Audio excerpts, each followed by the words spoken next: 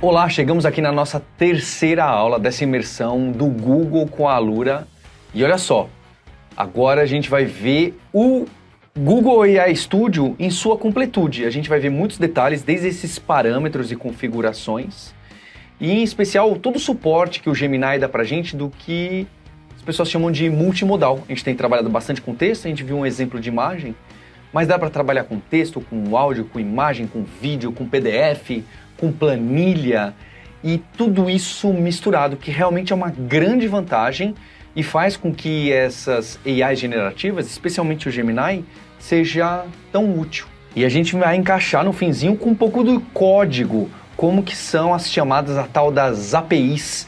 Então, mesmo que quem não conheça, vai já conseguir pegar e automatizar esse trabalho usando um pouquinho mais de outras ferramentas. Está realmente incrível essa aula.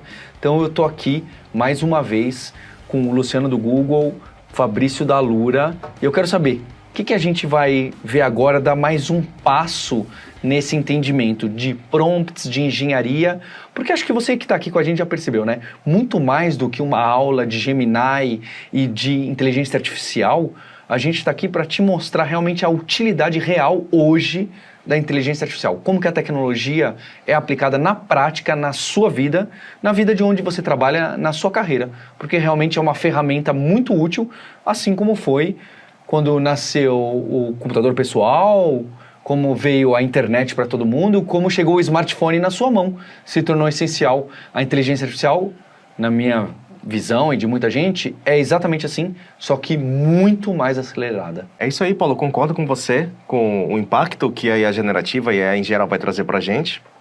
Eu acho, Fabrício, que a gente pode começar entendendo o que seriam os primeiros passos dentro do AI Studio. O que você acha? Bora. Acho que a gente pode mostrar lá a galeria que o próprio Google criou, né? Para a gente ver essa página aqui, ai.google.dev/examples, né? Exemplos. Tá o link aqui na descrição, na transcrição da aula, que tem bastante exercício e itens. Como sempre. E aqui ele tem realmente vários exemplos para diversas áreas do saber, do conhecimento. Então, criador de receitas, redatora de descrição de marketing, listar itens com base na imagem, tem coisa de código também, vários exemplos que o próprio Google está fornecendo para a gente, né, de como a gente vê e usar o Google AI Studio. Eu selecionei 3 para a gente dar uma visão geral, né, antes da gente entrar a fundo na ferramenta, mas só para a gente ver mais de como funciona. Uma coisa que eu achei interessante nesse primeiro exemplo, né, que é a pessoa redatora de descrições de marketing, ele está usando, Luciano, o few shot que a gente deu na aula anterior, né? Olha só aqui. Se eu tirar o zoom para você ver um pouquinho melhor, ele tem 3 colunas, a gente não tinha visto isso antes ainda, né? Exatamente. Uma das coisas legais que o AI Studio vai trazer pra gente, que vai trazer para vocês, é que agora a gente vai começar a ter umas experiências com prompts diferentes. Até agora, majoritariamente, a gente trabalhou com essa experiência conversacional, como se fosse um chat. E dentro do AI Studio, a primeira coisa que vocês vão perceber quando vocês clicarem lá em Create New, no menu da esquerda, é que vocês vão ter 3 opções. Quando vocês clicam lá, vocês podem ter um prompt de chat, que é o que a gente fez até agora. Você pode ter um prompt que a gente chama de forma livre, ou freeform, que seria, qual que é a grande diferença dos dois? No chat prompt, você tem o AI Studio guardando o histórico e guardando o contexto das conversas. E o freeform, como a gente conversou na aula passada, é quando você já está pensando em como que você vai embutir um prompt maior dentro de uma aplicação, dentro de uma solução, e não quer ter essa necessidade de ter uma interação de chat. Com freeform, você vai começar a agregar suas perguntas em requisição única. E a terceira, que é o que a gente está vendo na tela do Fabrício agora, que seria o Structured Prompt, é a habilidade que você tem na interface do AI Studio começar a montar o que seria uma estrutura tabular ou uma tabela para fazer o seu few shot prompt, como a gente falou na aula passada. Ou seja, ao invés de você estruturar em texto livre os exemplos, você começa a pensar como se fosse uma estrutura de banco de dados ou uma estrutura de planilha, e você dá os exemplos para o modelo de uma forma que é mais simples para a gente organizar e também uma forma simples para o modelo entender. E é uma diferença, um destaque do Gemini isso, né? Exatamente. Eu nunca vi isso em nenhum outro LLM, para falar a verdade, nem nos playgrounds. Aqui ele está dando esse few shots, né? Então a gente tem a imagem do produto, a gente pode ver que é um carro, se eu der um zoom maior, e aqui a audiência, né? A audiência-alvo, mid-aged men, que é homens de meia idade, mais ou menos. E aqui tem uma descrição de marketing que é o few shot. Está em inglês aqui, né? Porque é dos exemplos do Google, mas isso foi escrito pela pessoa que criou o exemplo, que seria, no seu caso, você, pessoa que trabalha com marketing, escrevendo isso daqui, né, de um caso que já existe ou que você já escreveu no passado. Então, Fabrício, mesmo aqui, né, Luciano, nesses exemplos que o Google traz como galeria, a gente pode ver, você pode ver que está sendo usado as técnicas de engenharia de prompt que a gente viu na segunda aula. Isso. Que elas são não apenas importantes, elas são essenciais que todo mundo que faz profissionalmente e usa a inteligência artificial de maneira profissional utiliza esses mecanismos. Exato. A gente tem um outro exemplo aqui, que é da bicicleta, a gente vai passar rapidamente sobre isso, mas o objetivo aqui é analisar essa bola de basquete, que a audiência-alvo seriam atletas, e a gente quer que o modelo crie uma descrição de marketing, né, com base nesses outros dois. E você pode dar um run, você pode ver que quando você coloca aqui em cima, ele já aparece o botãozinho do run, que é o mesmo botão que está aqui na parte inferior esquerda. Então, run to get output seria, clique aqui, né, rode para ver a saída. Então, quando a gente clica, ele vai gerar, poderia ter clicado aqui também, ele vai gerar uma descrição de marketing usando o Few Shot Learning, né, o Few Shot Prompting, daqui de cima. E ó, get ready to slam dunk your way, que é prepare-se para dar enterradas da sua maneira. Enfim, a gente não vai ler tudo isso, mas é uma maneira muito interessante de você usar essa ferramenta. E vale ressaltar, Fabrício, que basicamente o que a gente está fazendo aqui é, ao invés da gente fazer uma experimentação sequencial, por exemplo, primeiro testar um monte de imagem, até encontrar algo que gere perto do que a gente quer de conteúdo, para depois pegar o resultado dessa análise de imagem e jogar um texto, a estrutura que a gente está montando aqui está fazendo o Gemini considerar as duas coisas ao mesmo tempo. Sim. Ele está considerando a imagem, que no caso é uma bola de basquete, e está considerando a informação textual, que é a audiência target dessa campanha, que seriam atletas. E o contexto anterior E o também. contexto anterior. E também vale a gente ressaltar, a galera que está assistindo a gente pode estar imaginando, pô, mas eu queria experimentar esses exemplos da galeria em português. Se você for na parte de cima onde estão os exemplos, você pode clicar nos campos dentro da tabelinha e você pode ser dentro do campo mesmo, Fabrício? Dentro do campo aqui. Isso. E você pode editar o conteúdo que está aí dentro. Sim. Então você pode usar, por exemplo, o Google Translate numa outra aba, traduzir esse conteúdo que foi escrito em inglês originalmente e transformar o seu few shot num few shot em português. Exatamente. Então a sua resposta, esse output que você recebeu aqui, já vem em português também. Ou se você quiser manter do jeito que está, você não quer alterar o original, você pode ir nesse botão Actions, que está logo aqui em cima, que é Ações em português, e você pode colocar um Add Input ou Add Output Column, né? Então adicionar coluna de entrada e adicionar coluna de saída, dependendo do que você quiser. Então é bem interessante isso. Confesso que eu não conhecia esse recurso e realmente, pensando no mecanismo de few shots e no que a gente já estava fazendo até aqui, é algo que é muito útil. Sim. Porque normalmente você quer categorizar, gerar textos baseados em algo que você já categorizou, classificou. É realmente um caso de uso muito frequente. Exatamente. E que já dá para automatizar bastante coisa aqui, hein? Se alguém tem aquele trabalho, hoje eu preciso escrever notícia, preciso colocar as tags de SEO, preciso colocar links chamativos, preciso criar um resumo da notícia, eu já tenho aqui como eu costumo fazer, só insiro mais um, até com imagem, ele pode me dar uma sugestão de imagem. Então, só com esse espaço do Google AI Studio, já é poderoso o suficiente para o trabalho que eu, ou você em marketing, ou você em finanças, você em vendas tem para e-mail, para mídias sociais, para uma chamada na web. Realmente, é o que a gente está discutindo aqui. É uma ferramenta que é útil hoje, não é uma promessa de um futuro onde vai ser muito incrível. E aqui o que a gente queria, né, era a descrição de marketing, que é o output, é a nossa saída. Por isso você pode ver que essa terceira coluna, que é a descrição de marketing, está como saída. Então lá no Action seria um Add Output Column. Se você for adicionar a coluna em português, também seria um output, seria uma saída. E as entradas, os inputs, são a imagem e a audiência-alvo, né? Isso aí. Esse é o primeiro exemplo que a gente deu, vou até dar um sair aqui. Esse é um outro exemplo também fornecido lá na galeria de prompts do Google. Está escrito em inglês aqui novamente, mas escreva um post de blog que seja curto e envolvente, né, que as pessoas se sintam atraídas por ele e que inclua uma descrição da comida, né, do prato que está aqui nessa foto e que fale da minha jornada preparando esse prato. Isso aí. Quando você dá um run aqui, ele vai analisar o texto, vai analisar essa foto aqui que tem 2 marmitas, né, com arroz, acho que isso aqui é uma cenoura, um brócoli. E aí aqui ele já começa a escrever o post do blog. Meal prepping, preparação de comidas pode ser uma grande maneira de economizar tempo e dinheiro. Coloca aqui o prato, né, a receita completa, as instruções. É isso aí. Poderia ser um artigo de blog, né, de alguém que fala sobre culinária, por exemplo. E o último exemplo que a gente vai mostrar aqui, que é parecido com o primeiro, né? Tem uma coluna de input, de entrada, que seria uma imagem. Aqui a gente vê um computador com teclados, um tablet, parece também. Uma mesa de trabalho, né? Um café, exatamente, uma mesa de trabalho. E aqui o output, que é a saída, que é o que a gente quer, uma lista de objetos. Então a gente está fazendo aqui de novo o few shots. A gente está falando, nessa mesa, eu, Fabrício, estou digitando, eu vi essa imagem e eu falei, aqui tem um avião, que é airplane, coffee cup, que seria um copo de café, Eiffel Tower, seria uma torre Eiffel, e aqui ele dá mais um exemplo também, aqui tem gardening gloves, que seria luvas de jardinagem, e várias outras coisas, ele está descrevendo passo a passo.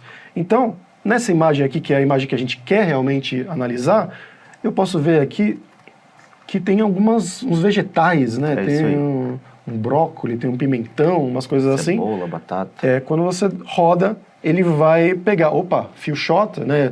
Aqui em cima eles descreveram essa saída de uma maneira, eu vou descrever exatamente da mesma maneira. Brócolis, cabbage, enfim, todos os vegetais que estão aí nessa foto. Vou colocar um desafio então aqui. Vamos colocar aquela minha foto no caminhão, que obviamente não está num padrão grupinho de objetinhos selecionados? Sim. Vamos ver o que vai acontecer aqui? Mas realmente é muito interessante, né? Aqui eu já consigo pensar em milhares de casos de uso. Tem a questão da acessibilidade para nossos amigos e amigas que têm deficiência visual, tem aquele mecanismo, aquele campo que é alt das imagens na web, ele poderia ajudar a descrever. Tem muito, né? Coloca aqui para linkar para a possibilidade das pessoas comprarem no shopping.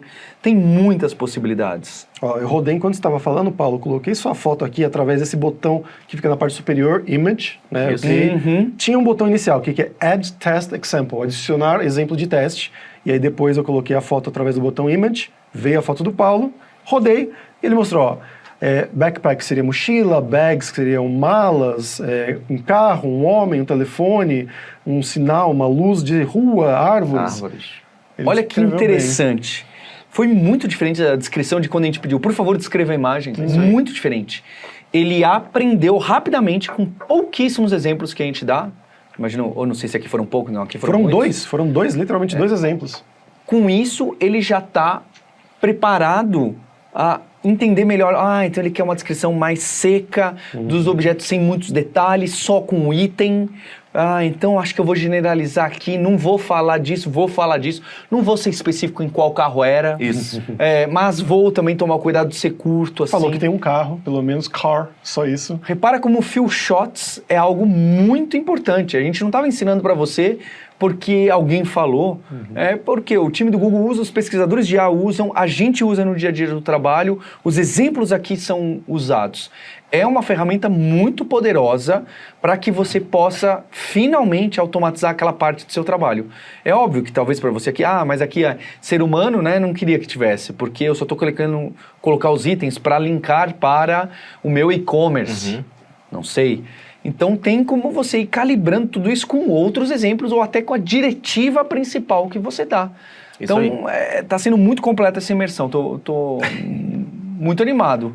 Exato. E vale ressaltar também, Paulo, o que a gente acabou de fazer aqui, até uns anos atrás, antes da gente ter as IAs generativas, é um cenário que a gente chama, dentro do mundo de Machine Learning, tem uma área chamada visão computacional, que são as soluções que lidam com imagens, com vídeos, com identificação de objetos conhecidos em imagens.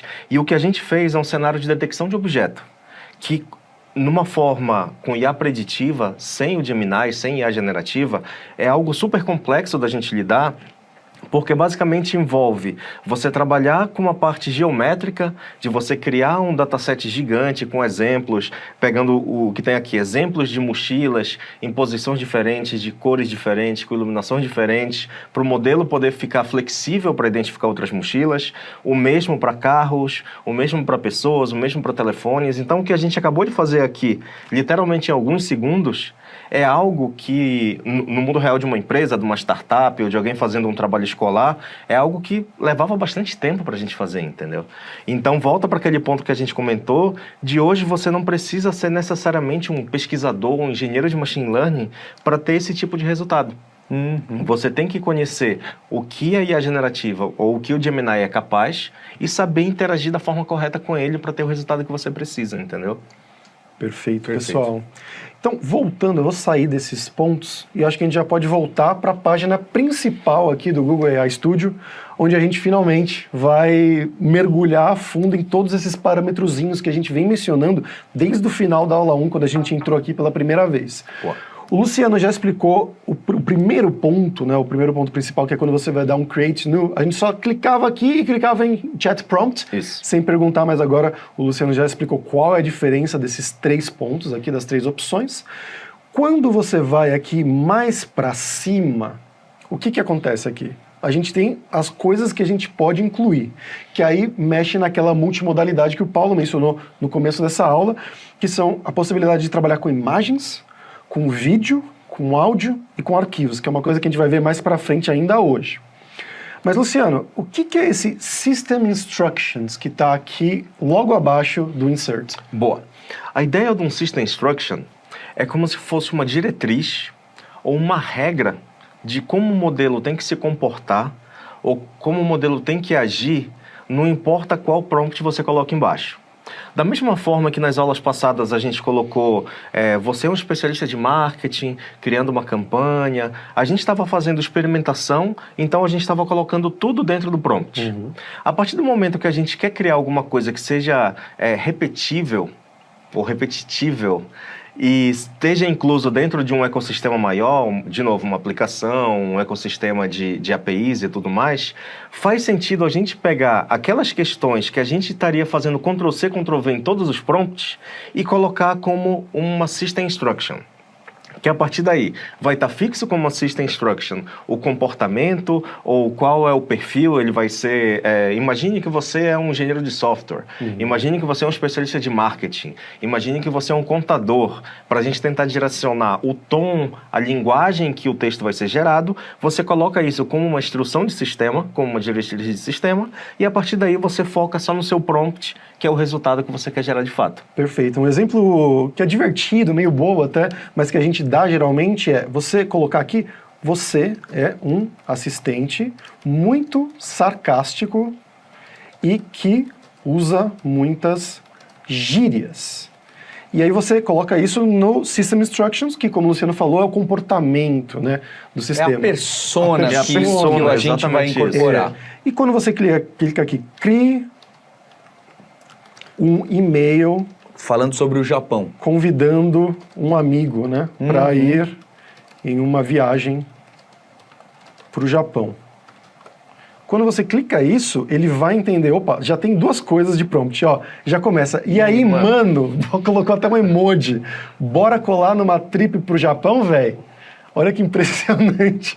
Ele sabe que em português isso é gíria. Tô querendo dar um rolê por lá em novembro. Tipo, esse tipo, de onde que ele tirou esse tipo, sabe? A gente não escreve assim, mas ele sabe, talvez por áudio, por analisar muitos áudios. Olha isso, comer uns lamen topzera. Como que ele consegue saber isso?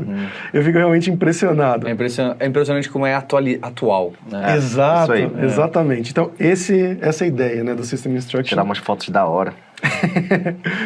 Ficar enchendo o saco dos outros com um monte de história depois. Muito legal. Perfeito. Um botão agora para a gente limpar isso, se você for na parte superior direita dessa janelinha de chat, tem esse botão aqui que é tipo uma setinha dando volta, é o Clear. Você limpa o valor ali e você pode vir aqui e remover também os System Instructions tranquilo. Essa janelinha de chat eu acho que todo mundo já conhece, porque a gente vem brincando desde o final da aula 1.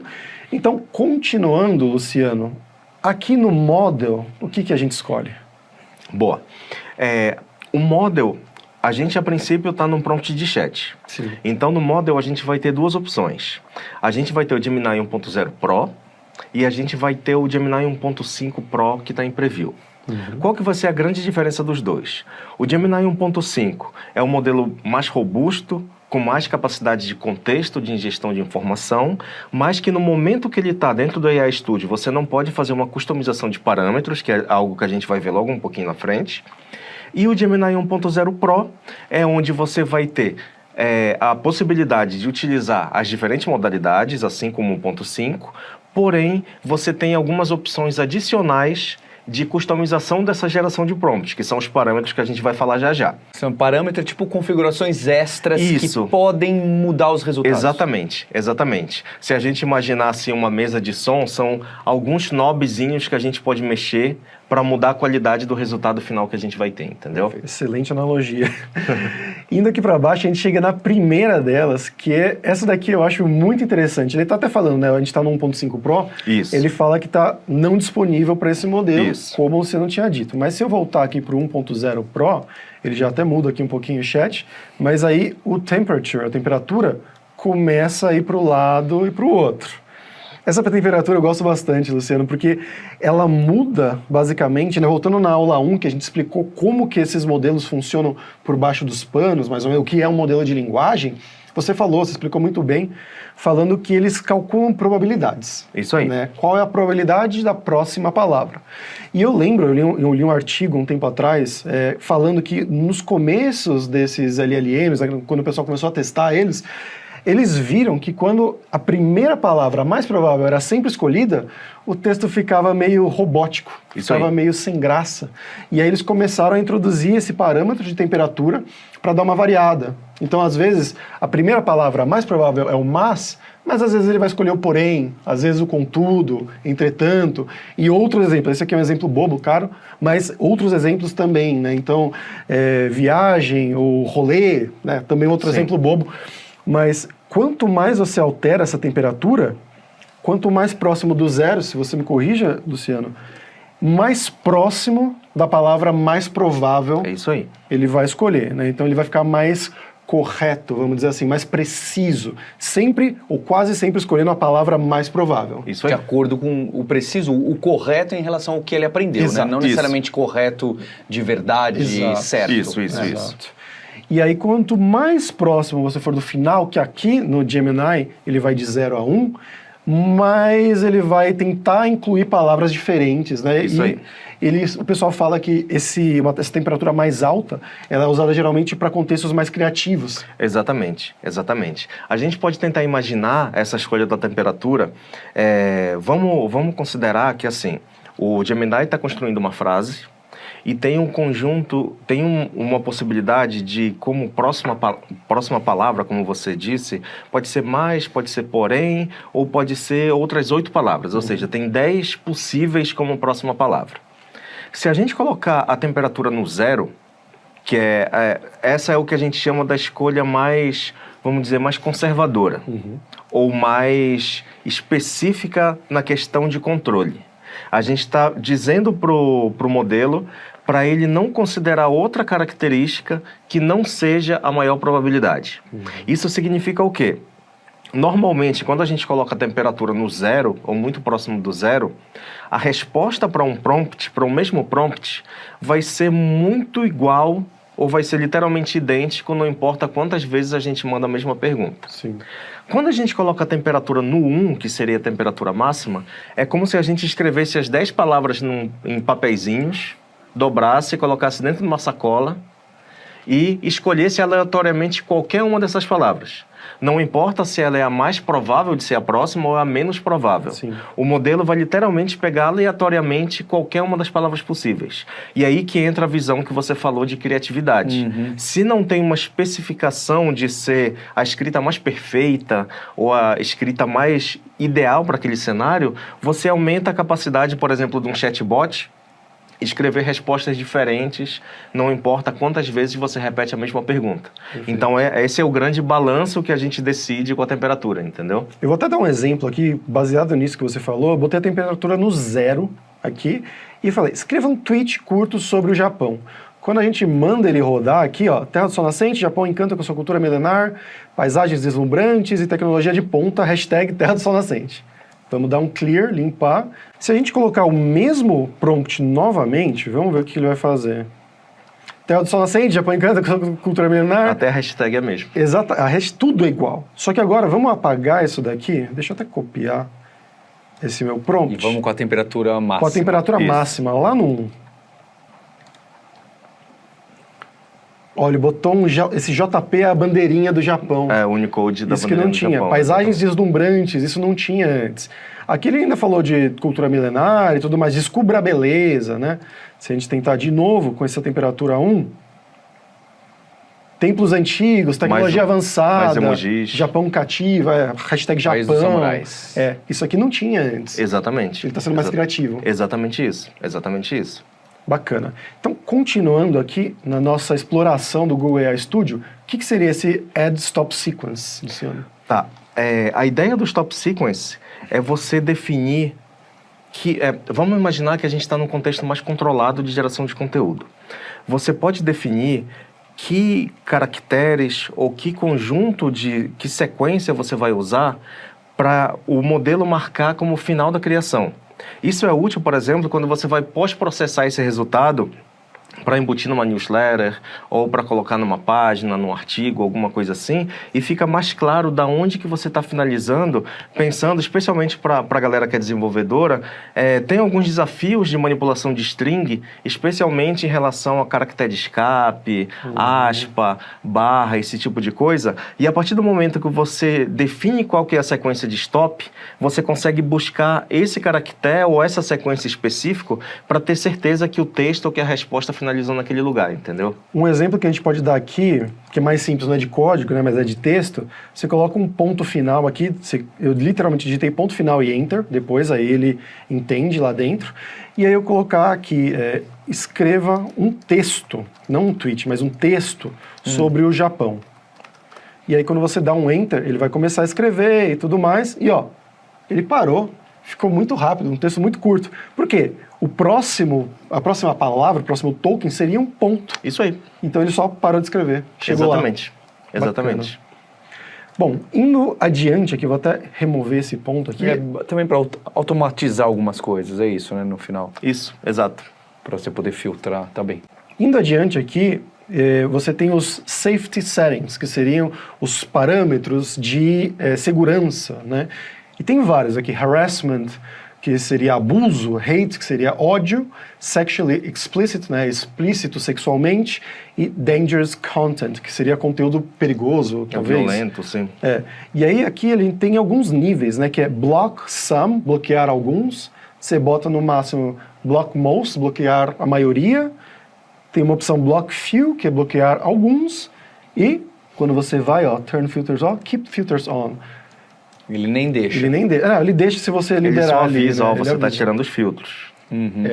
E esse block none não bloqueia nada. Você deu uns exemplos muito legais quando a gente estava planejando essa aula, né, você? Vamos imaginar assim, a ideia dos filtros é a forma que a gente encontrou de deixar o modelo para uso geral, independente do perfil da pessoa que estiver utilizando ou do objetivo que você queira, de ter uma proteção já embutida de não ter esse tipo de conteúdo.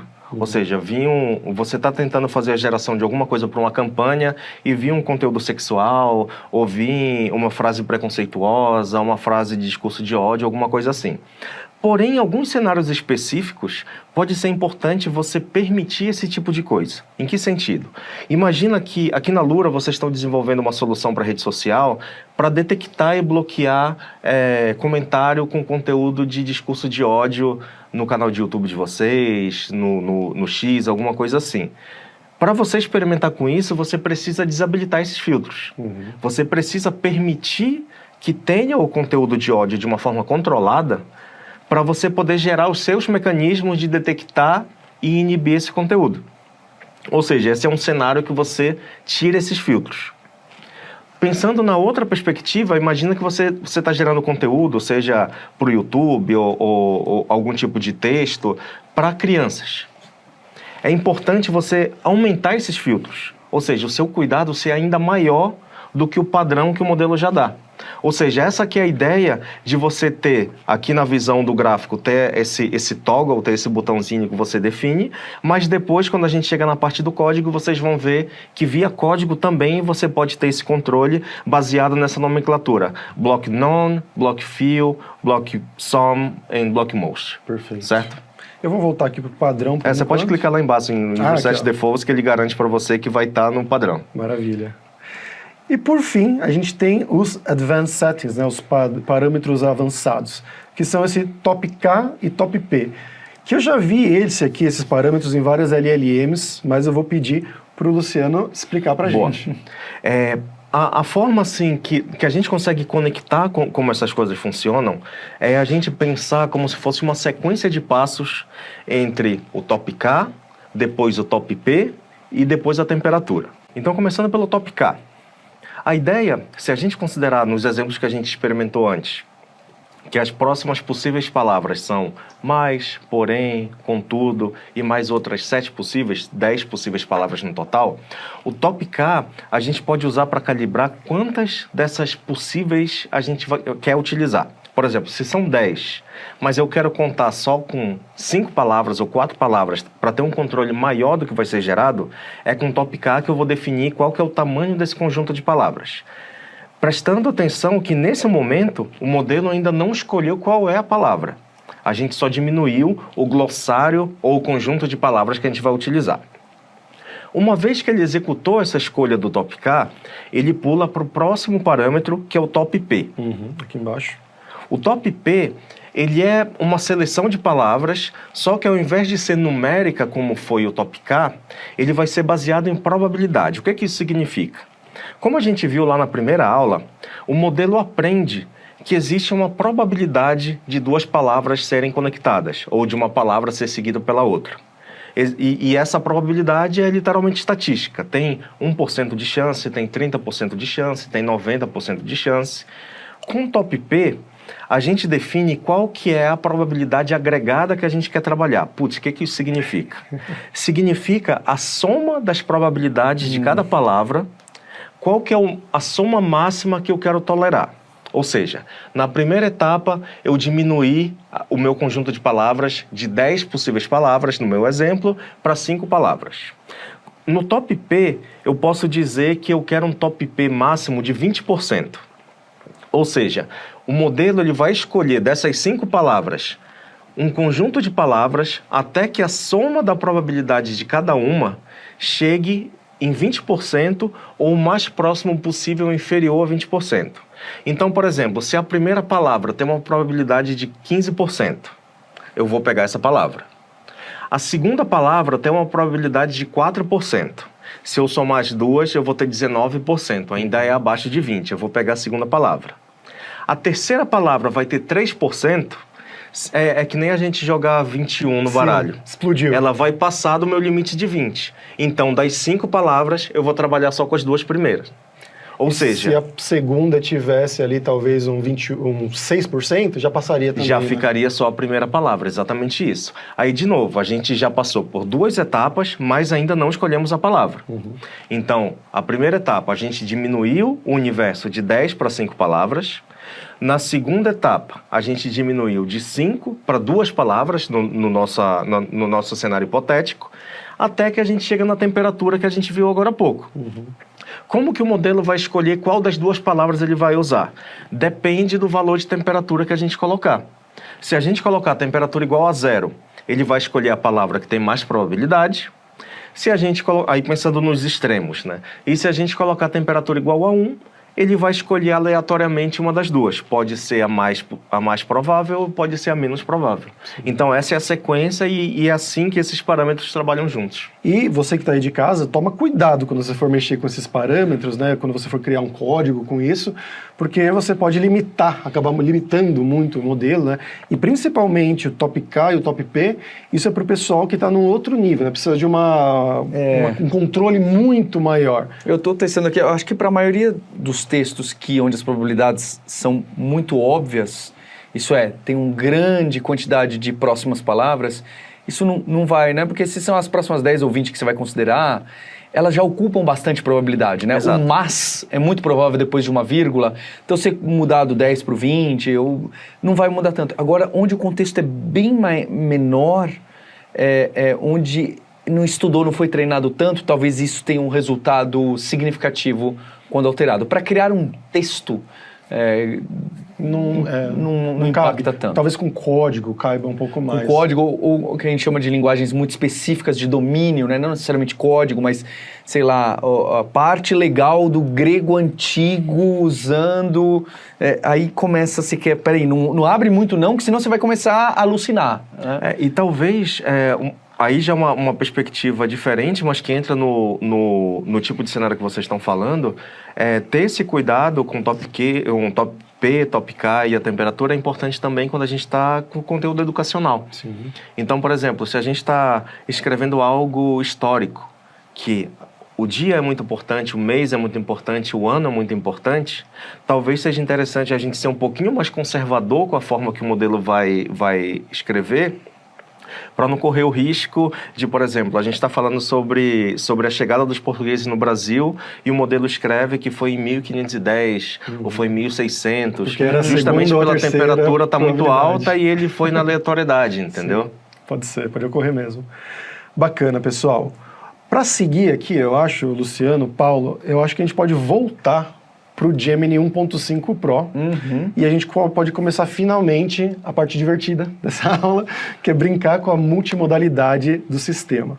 Que a gente já viu um pouco colocando uma imagem. Exato. E ele fez a descrição, mas dá para a imagem ser descrição que interpola com vídeo, com áudio, PDF, com... começa a ficar divertido. Agora que começa a brincadeira realmente. Então a gente vai começar aqui, o primeiro desses nossos exemplos multimodais vai ser um áudio, que é um áudio que eu gravei previamente, antes dessa nossa imersão, mas você poderia clicar aqui na parte superior, aqui no topo da página, você poderia clicar no botão Record New Audio, né, que é gravar um áudio novo. E é um desafio, grava aí na sua casa, junto com a gente, né, além de acompanhar o nosso, grava um vídeo, um áudio seu, para ele fazer as mesmas coisas aqui. Só para reforçar, Fabrício, aqui a interface está em inglês, alguns exemplos estão em inglês, mas na hora que a gente estiver gravando o áudio, vocês podem falar em português, ou se vocês querem experimentar, se vocês têm alguma curiosidade, ou se vocês falam outros idiomas, vocês falam espanhol, japonês, inglês, vocês podem gravar o áudio no idioma que vocês quiserem e seguir em frente utilizando. Exatamente. No nosso caso, né, a gente vai subir um áudio aqui, vai clicar nesse botão Upload, e você der um browse, esse áudio está no meu desktop, esse áudio, que seria Áudio Aula 3 Imersão. Eu vou subir ele aqui rapidinho, e eu coloquei um easter egg nesse áudio. O editor vai colocar esse áudio para tocar agora, é um áudio curtinho. E aí, pessoal, eu sei que você está aqui nessa terceira aula da nossa imersão de inteligência artificial com a Alura e com o Google. Aqui comigo, Fabrício Carraro, também com o Paulo Silveira e o Luciano Martins do Google. E eu vou usar esse áudio para testar o modelo Gemini do Google para ver se ele consegue entender que a gente está falando sobre inteligência artificial, sobre engenharia de prompt também, espaguete à bolonhesa, sobre como conectar com a API do Google Gemini. Então tem muita coisa que a gente vai ver aqui nessa imersão. Ouviram, né? Vocês entenderam qual que é o easter egg que eu coloquei nesse áudio. Então vamos ver se ele vai pegar. Eu vou colocar aqui um prompt, né, junto com o áudio. E olha que interessante. Ele fala aqui... você não está pedindo só para descrever, transcrever. Não. Você já está pedindo algo em cima do áudio. Algo em cima do áudio, exatamente. Que encontra a palavra ou expressão fora de contexto, né? O áudio, como vocês viram, é uma coisa falando sobre inteligência artificial, imersão e tudo mais. E ele fala aqui, ó, que isso está usando 1184 tokens. Que foi um termo que a gente já mencionou aqui, mas a gente não explicou o que era. O que é um token, Luciano? Boa. Bom, a gente dá uns passinhos para trás e a gente lembra da primeira aula, quando a gente falou que o Gemini era algo que a gente chama de LLM. Sim. Ou um modelo de linguagem gigantesco. Quando a gente trabalha com modelos de linguagem, a gente está numa área da inteligência artificial que a gente chama de NLP, ou processamento de linguagem natural. Se a gente pensar que um modelo de machine learning é um programa de computador, ele inerente da entidade que ele é, um programa de computador, ele trabalha majoritariamente com números, que é a forma que o computador consegue processar de forma mais efetiva a informação.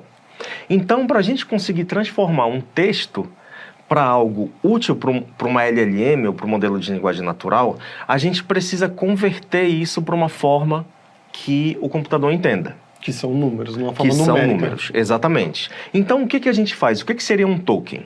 O token é o resultado final desse processamento, que inclui o quê? Vamos imaginar que a gente copiou o index da página da Alura. E tem o texto lá explicando o que é a Alura, os cursos disponíveis e tudo mais. Tudo texto livre, com formatação específica e tudo mais. Para esse texto, se a gente for fazer um processo manual, aqui a API faz tudo para a gente. Mas se a gente for fazer um processo manual, o que a gente vai precisar fazer? Primeiro, a gente tem que limpar a pontuação desse texto, porque na hora que a gente for processar esse texto, a pontuação não vai fazer diferença para o modelo. Depois, como a gente está falando do idioma português, a gente tem uma complexidade adicional com o português, que a gente tem os caracteres especiais. A gente tem a acentuação, a gente tem o tio, o acento agudo, a crase e tudo mais. Fazer a limpeza desses caracteres seria uma segunda etapa. Uma terceira etapa seria algo, aí mais por curiosidade para entender o processo, fazer algo que a gente chama de lematização, que é a gente pegar as palavras que a gente entende do idioma. Por exemplo, o prompt do Fabrício aqui. Encontre a palavra ou expressão fora do contexto nesse áudio.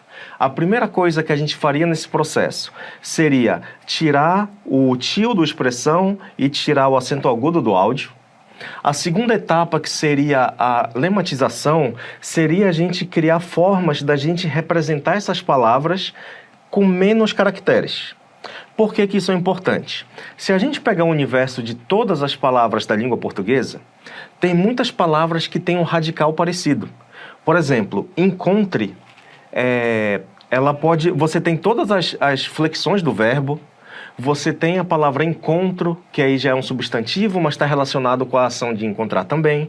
Quando a gente lematiza, a gente vai encurtar a palavra para um radical comum, que, por exemplo, aqui poderia ser... Encontro. Tirar só o E, já que todas as outras variações são variações depois do TR, e isso vira um lema, uma representação única, que todas as vezes que encontrar uma variação de encontrar, da palavra encontrar ou do verbo encontrar, substitui por esse lema. Então essa é a terceira etapa, a lematização, mas ainda a gente tem palavras. A última etapa, antes de estar pronta para o modelo, é converter esses lemas ou essas representações para uma forma numérica, que é gerar o que a gente chama de gerar embedding. Aí, de novo, é uma nomenclatura do mundo de linguagem natural, não é importante a gente saber e entender com profundidade tudo isso para conseguir usar o Gemini, mas é mais uma curiosidade para saber o que está acontecendo debaixo do capô do Gemini. Então, a última etapa, a quarta etapa, é gerar os tokens dos lemas, ou os tokens das palavras. E o que ele representa aqui ele pegou esse áudio em MP3 do Fabrício, ele fez a transcrição, ou seja, converter aquele áudio em um texto, como se a gente anotasse o que está sendo falado no áudio. Depois ele fez esse processo de tokenização das palavras. No fim, o que está sendo falado lá gerou 1.184 tokens.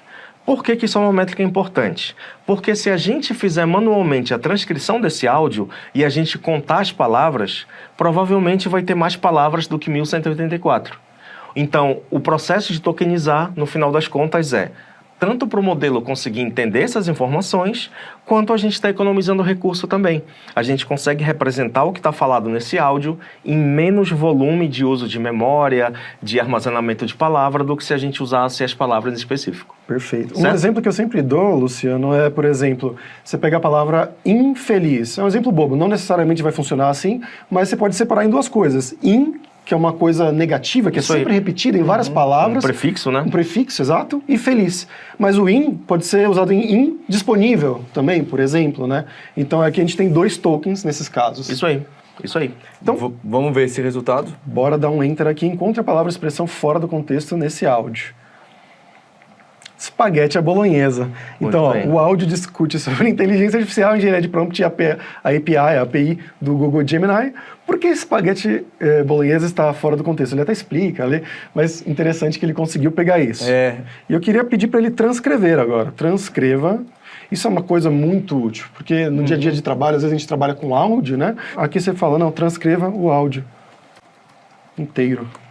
E aí ele pega, ele ouve, entre muitas aspas, ele ouve o áudio, né?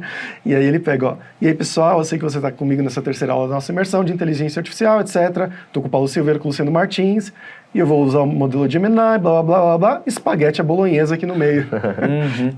E é realmente impressionante da gente poder misturar tudo isso, pegar um programa de rádio, pegar um áudio de WhatsApp que os Exato. clientes estão mandando e tentar definir a prioridade. Tem muita coisa que dá para fazer aqui.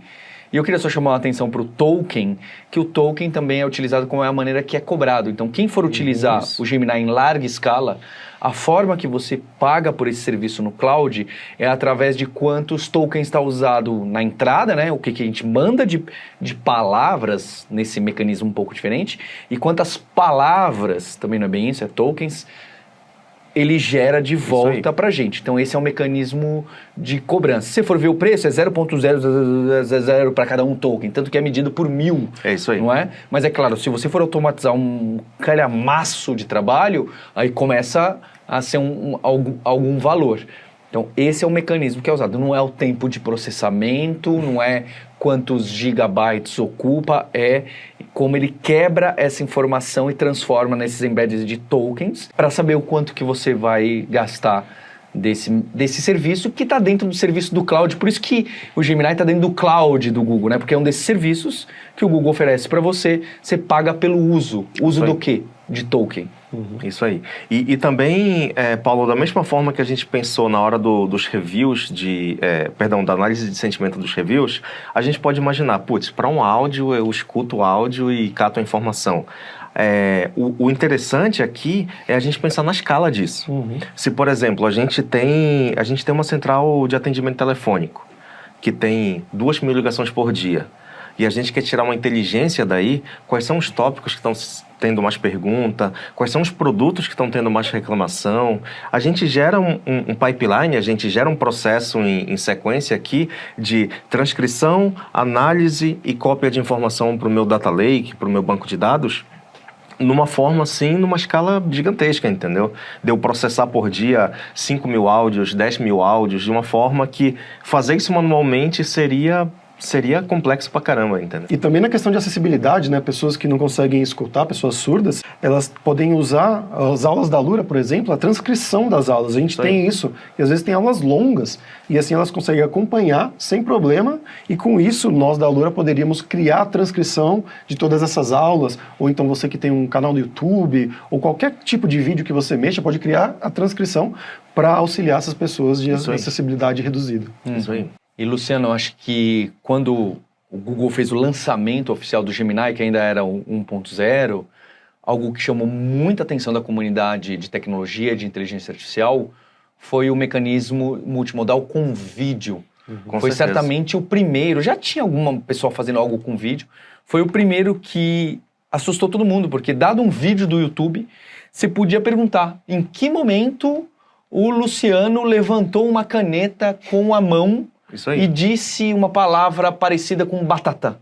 E aí ele te dava um minuto, o local e etc. Ou perguntando, olha, nesse filme, a cena que os alienígenas invadem o país, o que acontece que eu não entendi? E ele vai lá e respondia. Exatamente. Óbvio que com uma certa demora, porque tem o processamento do vídeo, que envolve imagem.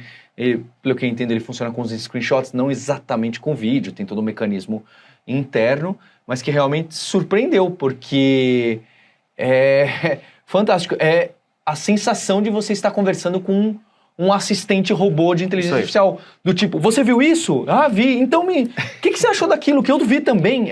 É uma sensação multimodal real, porque você tem imagem, som, algumas coisas escritas, e você conversa com alguém que está vendo a mesma coisa que você. A sensação foi realmente de uma descoberta de tecnologia, de mais um passo na tecnologia. Isso aí.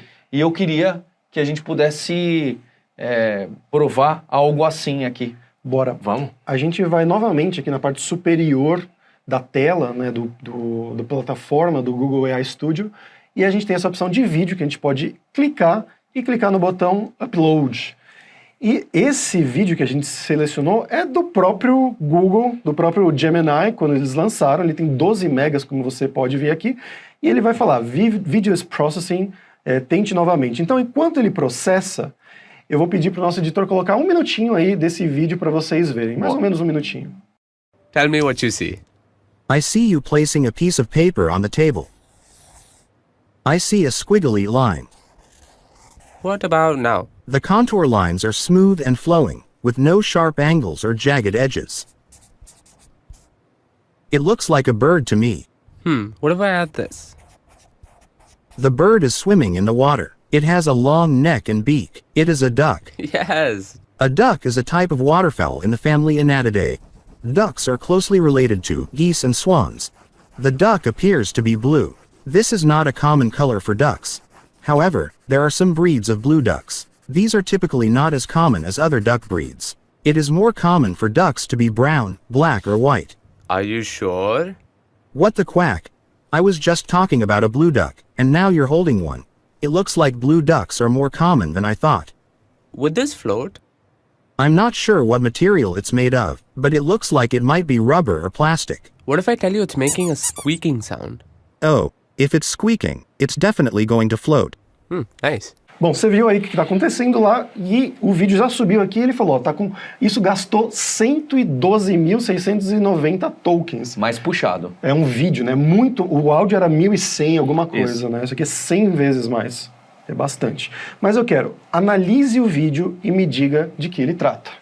Vamos ver o que ele vai fazer aqui pra gente, qual que é a resposta que o sistema vai dar pra gente. Aqui, ó, começou a responder. O vídeo destaca as capacidades do Gemini, um novo modelo de IA multimodal desenvolvido pela Google, então, pela Google DeepMind, né? Então ele basicamente assistiu, muitas aspas, o vídeo, entendeu o que está acontecendo, ouviu o áudio também, né, do que está sendo falado, ele entendeu tudo que está lá. E tem um ponto que eu acho até mais interessante do que isso, mais divertido, na verdade, mais lúdico, que é a gente pode perguntar sobre coisas que aconteceram visualmente no vídeo, né? Aí. Continuando o nosso prompt aqui. Então, eu vou aqui no Type Something, né, no Digite Algo, eu vou subir uma imagem. Vocês viram aí nesse 1 minuto que foi na tela, a imagem de um patinho. E eu desenhei aqui um patinho meu. Se você pode ver também aqui, é um patinho singelo, não é um patinho muito especial, um patinho de palitinho, basicamente. Mas eu quero que o modelo, né, encontre o minuto e segundo do vídeo quando isso ocorre ou aparece. Repara que aqui a gente está misturando então vídeo, texto e imagem. Isso aí. Exatamente. Ao multimodal. A gente podia ter mandado um áudio. Por favor, encontre quando aparece uma ave e me diga o minuto e o segundo. Exatamente. Repara que essa imagem realmente não é nem... Ó, o pato, representado por um desenho simples, aparece no vídeo aproximadamente no 0,29 segundos. E eu vou abrir aqui o vídeo original. Vamos lá, mais ou menos os 29 segundos. Ó, 24, 25, 26, 27, 28, 29. 29 tem um pato na tela. É muito impressionante, né? O poder do Gemini. Existe uma máquina hoje em dia que está rodando no mundo e que está entendendo todos os vídeos e o que está acontecendo. Entendendo é uma palavra forte, mas que consegue contextualizar e relacionar as coisas. Nós temos grandes inteligências hoje em dia que já rodam no mundo e conseguem entender todos os vídeos que estão aí disponíveis. O que vai ser possível a gente fazer com isso, e vai ser no curto prazo, vai revolucionar, vai mudar como que a sociedade trabalha, vive, como a gente se relaciona com tecnologia. E você é uma das pessoas que pode criar essas situações de uso no seu trabalho, no seu dia a dia. Para dar uma ideia que você já pode fazer isso hoje com o Gemini, é óbvio que usando bastante tokens, e aqui tem um limite, o uso do gratuito, aqui a gente está usando bastante com vídeo, a gente pode fazer o nosso trabalho de marketing, de escrita criativa, de financeiro, de planejamento. Então, se você tem essa agência que quer fazer tour samurai no Japão, você pode procurar por aí vídeos que inspiram muita gente do Japão e falar, poxa, vamos criar um roteiro parecido com esse vídeo do Japão? Porque já existe esse vídeo famoso e a gente tem uma forma de usar o marketing em cima desse vídeo que viralizou, ou algo assim. Então, olha que curioso, o Fabrício, que é um nômade digital e vive o mundo inteiro aí, ele tem um vídeo no Japão dele, que ficou muito conhecido, que tá no YouTube, tá o link na descrição, a gente pode pôr aqui um trechinho.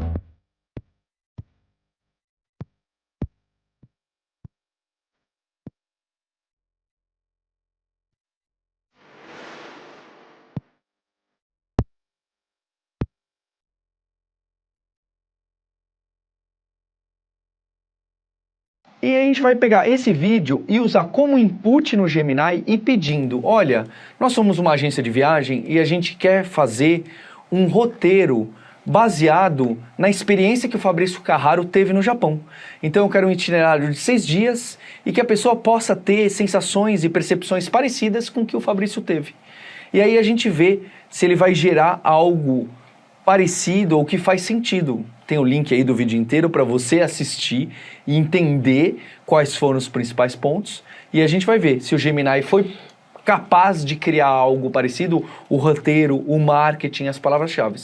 Óbvio, aqui o Fabrício está escrevendo um prompt relativamente curto. Se a gente usasse as técnicas que a gente aprendeu na aula 2, de dar um exemplo, para esse vídeo a gente quer esse tipo de roteiro, Exato. com esse tipo de título, com esse tipo de screenshot. Para esse roteiro aqui da Islândia, a gente fez assim, logo do Japão eu quero, e ele completa a tabela, vai sair ainda melhor. Então aqui a gente está fazendo um teste improvisado, que a gente criou, está fora do enorme roteiro que o Fabrício, o Luciano planejaram aqui para a gente, mas certamente é algo muito interessante para poder ver em que estágio a gente está da tecnologia. E curiosamente, é um vídeo de 6 minutos que exige 107 mil tokens Isso aí. aproximadamente. E ó, Pom Pom Purim é uma música que tem nesse vídeo ali de fundo, mas ó, inclui lugares como Osaka, Nara e Kyoto, que realmente são lugares que eu visitei nessa viagem. E ó, dia 1, chegada em Osaka, check-in no hotel, Osaka foi o primeiro lugar onde eu fui na viagem. E tá escrito lá no vídeo, vocês viram aí, tem eu viajando, chegando em Osaka. Então ele entendeu que ele quer exatamente a mesma coisa. Dia 2, o castelo de Osaka. Dia 3, viagem de um dia para Nara. Dia 4, viagem de um dia para Kyoto. Ele fala até, né? Enorme estátua de Buda, isso tá no vídeo também. Então ele conseguiu pegar os pontos turísticos do meu vídeo e criar você, inclusive, aí de casa, você pode copiar o meu vídeo, subir aqui e aí fazer essa viagem, copiar a minha viagem para o Japão. Exatamente, não só isso, você pode classificar, preparar o e-mail marketing, preparar os mecanismos para as redes sociais, fazer o planejamento financeiro. Exato. Baseado no que ele gastou e até dando a sugestão dos hotéis. E se você usar as APIs e programar um pouco, você pode conectar isso com os preços da passagem, do hotel, dos restaurantes e gerar uma planilha com a estimativa de preços de quanto você vai gastar nessa viagem, você não, quanto que a pessoa que vai comprar o pacote na sua agência de turismo vai gastar. Então, olha o poder que essa ferramenta já tem hoje. Eu não estou dando um exemplo aqui de algo impossível, é algo com que a gente está vendo aqui durante a imersão com o Google, que a gente pode fazer hoje. Imagina o que vem amanhã. É isso aí. E também, Paulo, se a gente juntar tudo que a gente fez hoje aqui nessa aula, essa mesma interação que o Fabrício experimentou agora, a gente pode pedir para extrair quais são as cidades que aparecem no vídeo, fazer a transcrição do áudio do vídeo, fazer uma lista de tópicos que estão relacionados com o vídeo, ou seja, qualquer tipo de extração de informação a partir desse vídeo que a gente fez o upload, tanto na perspectiva de uma campanha de turismo, um planejamento para a minha empresa, como também extrair informação desse vídeo da forma que faça sentido para eu gerar metadados desse vídeo, para eu enriquecer um processo de SEO na hora de eu subir no YouTube, subir no meu site, alguma coisa assim. E Fabrício, algo que a gente trabalha muito é com PDF, certo? Então, áudio, vídeo, vários tipos de arquivos, né? Mas PDF acaba aparecendo com muita frequência, além dos textos que a gente põe. Porque no PDF vai acabar envolvendo a formatação, números, tabelas, alguns gráficos. E nesse nosso exemplo aqui do Japão, eu achei aí um guia oficial das organizações de turismo do Japão dessa cidade de Nara, que eu não visitei, você gostou muito. Deveria ter ido.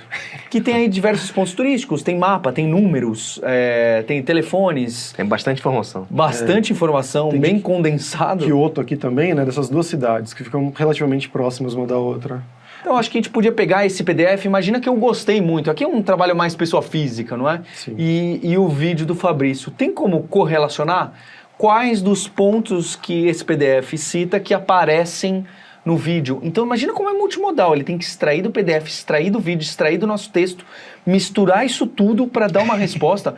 É um trabalho próximo do que um ser humano faria, certo? É muita coisa. Antes disso, Paulo, eu vou fazer uma outra coisa aqui. Eu vou criar uma nova janela aqui do AI Studio só para ele analisar o PDF. Antes da gente correlacionar, porque as pessoas talvez não saibam o que está no um, o que está no outro, né? Vai estar na descrição aqui do vídeo de qualquer forma, você pode dar uma olhada, mas eu vou fazer aqui, clicar lá em cima da tela novamente em File, que significa arquivo, File Upload, que é upload, né? Subir o arquivo, e esse 604 aqui, que é o nosso arquivo do Japão. Então eu vou pedir algo bem básico, só para a gente começar aqui, descreva o que há neste arquivo PDF. Você pode ver aqui que ele usou 13 mil tokens, basicamente tem bastante coisa lá dentro, né, como a gente viu. Ó, é um mapa turístico de Kyoto e Nara, Japão. Então ele já entendeu. Fornece informações sobre atrações como templos, santuários e museus, opções de transporte, restaurante, compras, lista de eventos, etc, etc. Então, ele entendeu muito bem do que se tratava. Eu acabei de abrir isso daqui, tá, pessoal? E vamos voltar lá na minha página do nosso vídeo, do vídeo do Fabrício no Japão. Em vez de você criar um novo prompt, criar um novo chat, eu só vou aqui embaixo em Type Something, digite algo, e você pode voltar a trabalhar com ele, né? Para conectar como o Paulo falou que a gente vai fazer. Então, File aqui, vou fazer novamente um File Upload, subir o mesmo arquivo aqui do Japão, só que o meu pedido agora não vai ser para descrever, vai ser um pedido diferente, vai ser exatamente o que o Paulo falou. Relacione o que foi mostrado no vídeo com o que está contido neste arquivo PDF. Ponto. Qual é a intersecção, né? Porque a intersecção bem específica dos pontos visitados. Porque como o PDF é tão amplo, talvez ele vá, se a gente for muito aberto, ele vai falar, as duas são na cidade. Exato. Vamos pedir para ele ser específico do que você visitou. Viu os servos, e ali teve muito servo. Você viu tal coisa, ali teve tal coisa.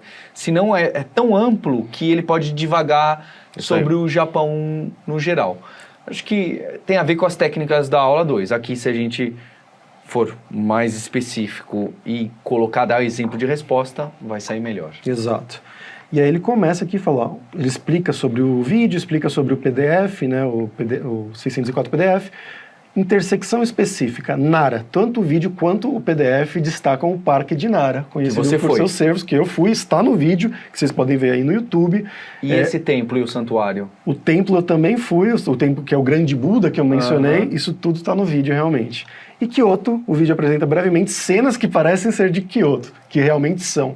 Lá tem Kyoto, e o PDF oferece um mapa detalhado de Kyoto com os pontos principais. Alguns locais que podem ter sido mostrados no vídeo são o Templo Kiyozumi-dera, enfim, o Bosque de Bambu, isso tem lá com certeza no vídeo, que eu me lembro. Então, ele conseguiu fazer exatamente o que você falou, Paulo. Ó, Luciano, não é pagando pau não, mas eu estou aqui para dar aula nisso, trabalho com isso, estudo, converso com todo mundo, mas mesmo os pequenos testes ao vivo que a gente vai trazendo novos, me impressionam e me surpreendem completamente, porque a gente fazer isso como ser humano ia dar um trabalho. Sim. É óbvio o trabalho que tem que ser feito, mas ia ser cansativo e, aqui já foi, a gente pode, né, futuramente pedir, mas em que página, em que região do PDF tá para eu ver, circule para mim. Imagina quando isso aqui começar a ganhar novas interfaces, Então, não, mas circule para mim onde que eu devo olhar nesse guia. Ah, aqui, aqui, aqui. Ah, mas peraí, e o Luciano, quando visitou esse país, o que ele viu? Ele viu isso, isso, isso, ele gostou disso e não disso. Qual que é a intersecção dos gostos do Fabrício? Então, as possibilidades que começam a ser de utilizar essas ferramentas são infinitas. Então, as grandes empresas de tecnologia que estão nessa onda, eu vou poder pegar o Gemini e poder aplicar em casos que o Google nem sonha que a gente vai aplicar. Acho que essa é a oportunidade para você, na sua carreira, na sua empresa, ou até em uso pessoal.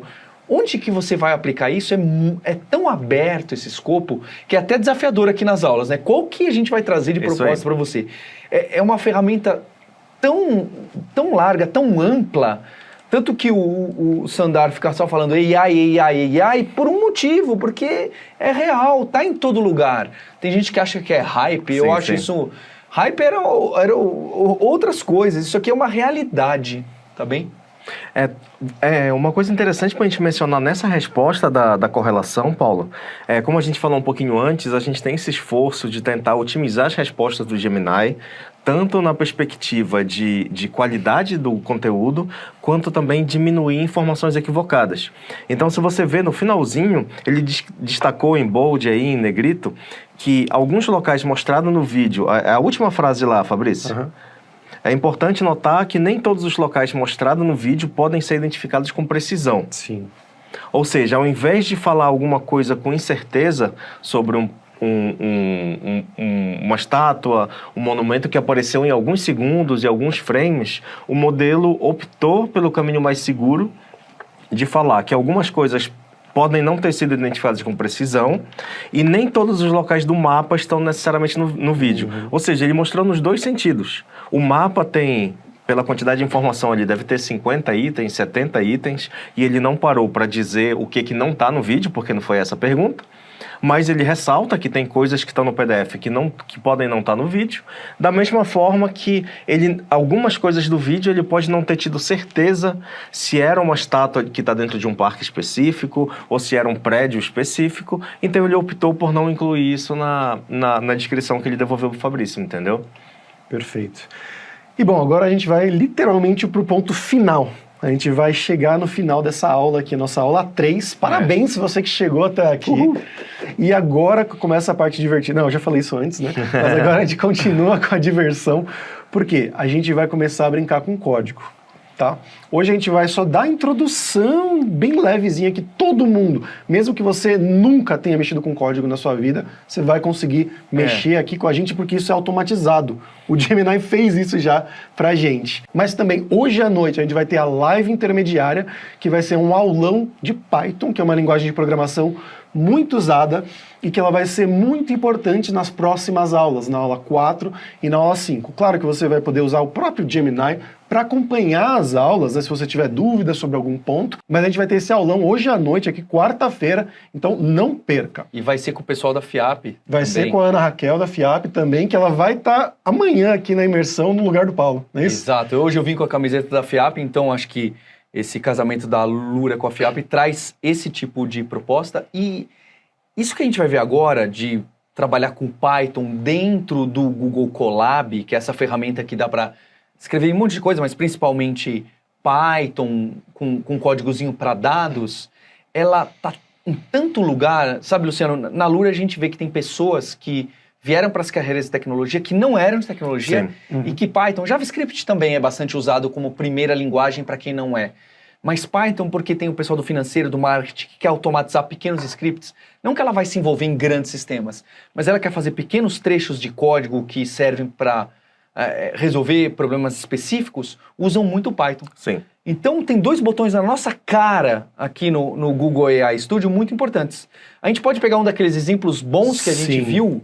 Exatamente o que a gente viu dos carros, da bola de basquete, né? Esse aí é muito interessante. Esse é da muito bicicleta. Eu vou até gerar o output aqui primeiramente, né? Como a gente tinha gerado anteriormente, do marketing. Ele é um pouquinho maior porque ele tem 3 colunas. Talvez um menorzinho fosse até mais simples para não assustar quem não conhece código. Então, acho que o que é interessante aqui e que tem a ver com código, automação forte mesmo, a gente pode transformar tudo que a gente fez em código para rodar em larga escala, para poder modificar algumas coisas e não ficar só nesse UX que está incrível do Google AI Studio, mas se a gente precisa de coisas em muita escala, normalmente a gente vai precisar traduzir para código.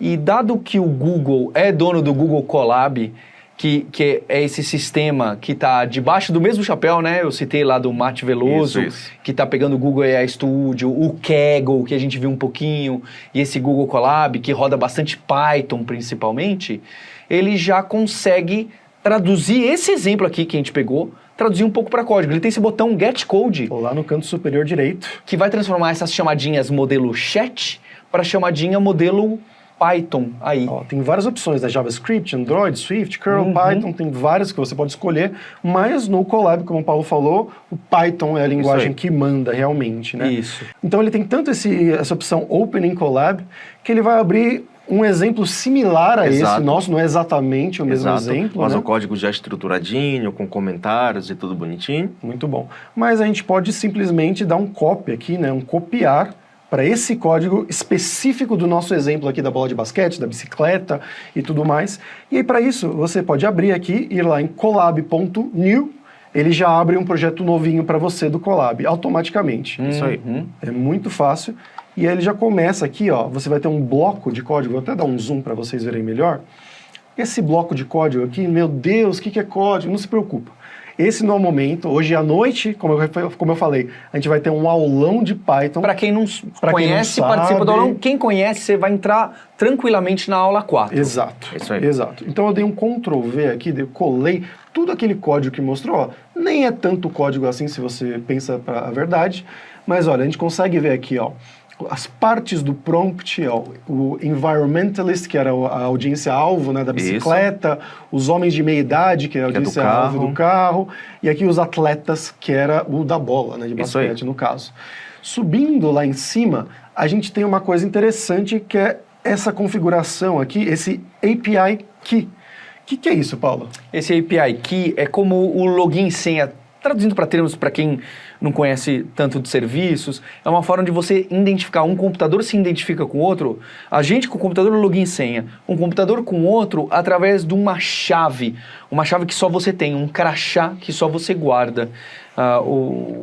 Essa chave é a forma de você se identificar para ele saber se é o Luciano, se é o Fabrício, se é o Paulo que está entrando aqui na FIAP ou se está se conectando no Google Cloud. E aí ele sabe de quem ele deve cobrar, Isso aí. se você tem permissão para fazer isso, se você pode puxar esse dado. É uma forma de autenticação, autorização, não é bem isso, tá bem específico, para saber quem é. Então, a gente precisa avisar, se a gente estivesse aqui no código, se eu tivesse aberto o meu editor, não o Colab, e o meu editor fosse rodar esse código, eu preciso de alguma forma falar, olha Google, sou eu, hein? Eu quem? Paulo. Então tira do meu cartão de crédito, das minhas privilégios, dos dados secretos, pode acessar meu banco de dados. Ah, então tá bom, é essa pessoa aqui. Essa é uma chave que a gente não compartilha, né? Como a gente não compartilha o crachá, como a gente não dá a chave para qualquer pessoa. Então, vamos voltar lá no Google AI Studio, eu vou fechar esse GetCode, para a gente conseguir essa API que é no lado oposto do GetCode, é no canto superior Isso. esquerdo. Você clica lá, ele vai perguntar se você tem coisas não salvas, não tem problema. E aqui, no meio da página, tem um outro botão, Create API Key, criar a Cria sua a chave para mim, cria o crachá. O seu, aqui no meu caso, ele já tem um projetinho, só que no seu caso é possível que não tenha nenhum projeto. Aí vai aparecer um botão criar Vai novo aparecer, projeto. criar Isso. lá em cima, criar para novo projeto. Você só vai criar lá, e aí você clica em criar uma chave de API, e aí ele vai começar, vai fazer o processo, e ele cria essa chave, Essa string essa gigantesca. string gigante aqui. O código secreto, né? Um token, um ID, a gente chama de chave da API. Que, como o Paulo falou, não compartilhe com ninguém, não jogue no seu GitHub, porque se alguém tiver acesso, eles vão poder cobrar isso aqui de você em vez da pessoa, né? Isso aí. Então toma muito cuidado com isso. Você pode clicar em copy aqui para copiar esse código e voltando no nosso Google Colab, ele tem essa opção aqui que você pode colocar entre aspas, porque é um texto, né, uma string. Você só dá um Ctrl V aqui. Até aqui a gente está mostrando para vocês, ou está com blur, mas depois a gente vai cancelar aqui, remover essa API aqui. Então você em casa, você pode fazer esse teste com a gente, pode brincar com a API sem medo, porque depois você pode apagar ela para ter certeza que ninguém vai usar, ninguém vai ter acesso a ela. E se apaga no mesmo local que você criou, né? Você tem a Exato. opção Eu vou voltar até de lá. fazer a gestão das suas chaves. Isso. aqui voltando na nossa tela do Google AI Studio, tem uma action aqui com uma lixeirinha. Então seria só a opção de clicar. Só que quando você apagar ela, você não vai mais poder usar, não vai mais poder rodar ela aqui. Você desativou o crachá, isso aí. Exatamente. Então, primeiro você pode clicar em conectar aqui para conectar e depois clicar nesse botão de play que está do lado do bloco de código, ou você pode simplesmente clicar direto no botão de play que ele já vai fazer a conexão. Você pode ver aqui no lado superior direito conectando e também ele já está rodando aqui. Ele demora um pouquinho porque ele está conectando com o pessoal do Luciano lá no Google, os computadores do Luciano no Google. Ó, e olha que tem o botão de play ficou vermelho. Isso nunca é um bom sinal. E quando você olha aqui, essa linha do hash ID, ela está também sublinhado ali em vermelho. Ó, a gente encontrou um erro, um bug. Quando você olha, o que é isso, Paulo? O que é esse erro? Ele está falando uma imagem aí não foi encontrada, porque tanto a imagem da bola, da bicicleta, não foi exportado, a gente só copiou o código, não as imagens. Exato. Então, esse ambiente do Google Colab, ele consegue puxar imagens daquele seu Google Drive, etc. Então fica aqui como o desafio para amanhã, que a gente vai ver mais do Colab, do Python, etc. E para você já esquentar os motores, você precisa entender essa interface do Google Colab, entender onde você vai colocar esse arquivo image0.jpg. Então você vai ter que pegar lá a imagem que está no Google Cloud, no AI Studio, gravar essa imagem e fazer o upload de alguma forma dentro desse Colab/Drive e vai ter que alterar, porque aí está escrito path com esse menor e maior, na verdade esse caminho, né, o diretório, tá de mentira. Você vai precisar colocar o endereço, que ali também vai ter como você copiar o endereço do cloud onde você colocou essa imagem. Para quem não conseguir achar que é muito difícil, tem sempre a resposta aqui desses exercícios que a gente vai passar para você. Mas não tenha dúvida, é uma interface que você vai usar bastante, simples, eu entendo que esteja em inglês a maior parte dos casos, mas que você consegue sim uploadar um arquivo, esses 3 arquivos, para poder rodar. Quem quiser também pode fazer esse getCode dos exemplos que não tem imagem. Isso aí. Os exemplos que não tem imagem, basta você alterar aquela API Key e clicar no botãozinho de play, de rodar, que ele vai se conectar ao cloud do Google, rodá-la, pegar a informação, pegar o que veio, desempacotar no JSON, no formato que for, e cuspir para você a resposta final. Isso aí. Então aqui você está executando seu primeiro código que acessa o Gemini. Não é que a gente está lá dentro do Gemini, agora a gente está um passo para fora, isso aí, acessando, né, fazendo requests e falando, serviço do cloud, do Google, me dê isso aqui. Ah, ele executa e fala, tá aqui para você de volta. É realmente um primeiro, né, serviço chamando serviço, que é como hoje em dia a internet moderna funciona. E no fim o que a gente está chegando cada vez mais próximo, desde a primeira aula, eu estou repetindo o cenário de quando a gente quiser produtizar isso, quando a gente quiser levar para uma aplicação, para um ecossistema de serviços, a gente está chegando cada vez mais próximo disso. A gente está escrevendo um código em Python que vai interagir com o Gemini do AI Studio e que vai usar a autenticação a partir da Google Cloud. Ou seja, como você falou, a gente está mais perto do que seria um ecossistema de uma aplicação real. Eu tenho uma camada de autenticação, eu tenho uma camada do meu serviço e eu tenho o código que eu estou utilizando para interagir com esse ecossistema todo. E as configurações do código que a gente viu nessa aula, nessa terceira aula, por exemplo, aqui, ó, você consegue ver a temperatura, o top P, o top K, máximo de tokens. Todas essas palavras foram faladas hoje, foram explicadas hoje. Isso aí. Então, pessoal, última coisa aqui, novamente, não se esqueçam, hoje à noite a gente tem a live intermediária, assista lá e acompanhe o nosso aulão de Python, junto com a Ana Raquel da FIAP também, que vai estar amanhã aqui no lugar do Paulo como host dessa imersão. Compartilhe esses desafios que o Paulo sugeriu para você nas redes sociais, marque a gente lá no LinkedIn, no X, né, no Twitter, em qualquer rede a gente vai gostar, bota o hashtag lá, imersão IA, Alura, Google, a gente quer realmente fomentar essa comunidade e que vocês falem entre si, que é uma coisa que vocês podem fazer na comunidade do Discord, enfim, nas redes por aí. Não é isso, Paulo? É isso mesmo. E acho que para essa aula já tem esse desafio grande, que é você rodar esse código no Google Colab, tentar fazer esse aqui que envolve imagem, pequenos ajustes, porque desafio em programação é sempre pequenos ajustes. E tem sempre sugestões de exercícios dentro aqui da transcrição da página de detalhes da Alura, que vale a pena você fazer, tem algumas respostas, você pode pedir ajuda e fazer essa troca. Porque as imersões aqui da Alura, e dessa vez com o Google, são esses grandes marcos de tecnologia que a gente tem feito, que é um momento de você encontrar pessoas que têm problemas e desafios parecidos com você, que estão numa carreira encarando inteligência artificial como você. Então, tem muita gente que está no começo do Python, tem muita gente que já domina total o Python. Como é muito grande, centenas de milhares dessa vez, não é? É muito grande, tem pessoas com perfis muito diferentes. Vai encontrar quem está próximo de você. Você vai ver aqui, a Ana Raquel vai trazer bastante de Python, ela já conhece muita coisa. O Guilherme Lima, que é o grande instrutor de Python da Alura e que fez a imersão, outras imersões com a gente, quem for estudar na Alura vai conhecê-lo muito bem. E ele também vai estar no aulão de Python. Olha só, não sabia dessa. Essa é bem interessante. Então fica aqui esses desafios extras, além do collab, que eu tô realmente muito feliz com o que a gente está fazendo aqui. Boa. Até mais, Tchau, tchau. pessoal. Tchau, tchau. Tchau, tchau.